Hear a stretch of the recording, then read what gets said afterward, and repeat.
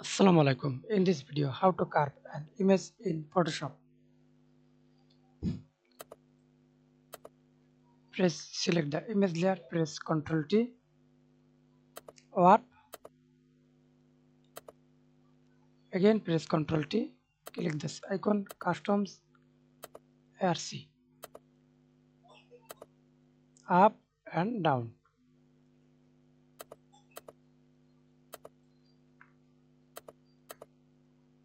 and use puppet, edit tab, puppet warp,